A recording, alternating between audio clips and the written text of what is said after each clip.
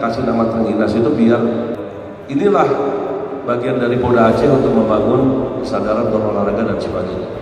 Harapkan olahraga tenis di Aceh ini semakin berkembang.